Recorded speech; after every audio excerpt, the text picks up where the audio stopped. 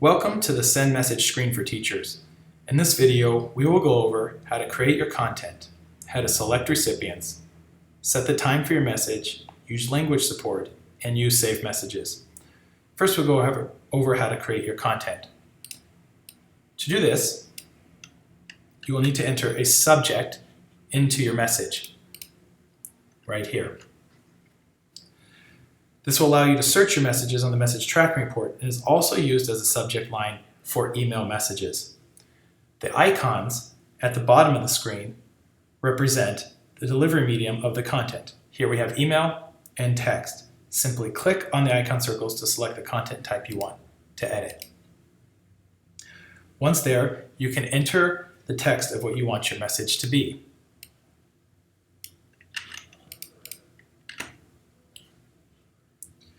For email, you can attach images by clicking on the paperclip icon and use format editing tools by clicking on the More button listed here. To copy content from one medium to another, you can use the copy icon on the bottom right of that medium. If your content is too long for text messages, it's listed here, then you will need to shorten the content. Now we'll go over selecting recipients. You can do this in multiple ways. You can select an entire class by selecting the class period there. This will select all parents and all students associated with that class as recipients. You will notice the classes selected now have a purple outline on them indicating that all parents and students are selected for that group.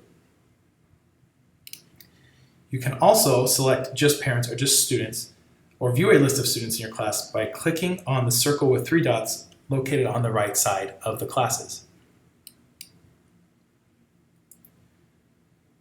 This will pull up a recipient selection screen. If you want the message to go out to all parents or all students, simply select those areas. If you want to message individual students or individual parents, just select those individuals. The page is sorted with students listed alphabetically, with parents indented, as Deborah is shown here, to show their relationship to their student. The final way to select individuals is through the search area.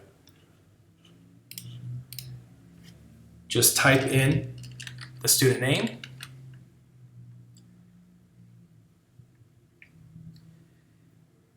and the search area will show you the results that include the relationships between the students and parents. From there, just select who you want the message to go to.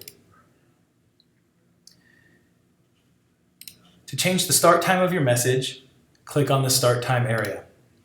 Here you will see a list of a drop-down of a date picker and a time. You can change this simply by selecting a date in the future and a time in the future. Below that will be listed the blackout times which you cannot send messages during.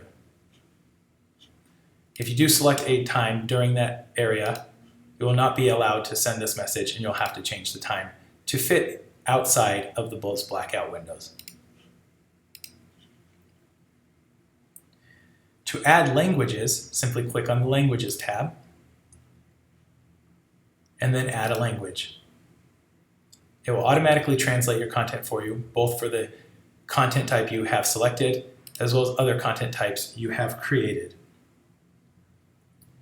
At this point, hit the Send button if you are ready to do so.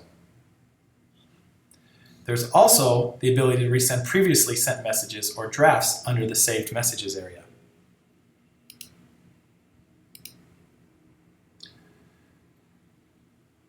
Just click on Save Messages, click on Drafts, or click on the category of message that you want to send messages from.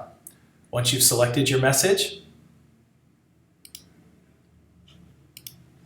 you can then edit the message. After you've finished editing, if everything looks good and you want to send that message out, you just have to hit Send. That concludes this training of Teacher Communications messaging screen. Thank you for communicating with your students and parents.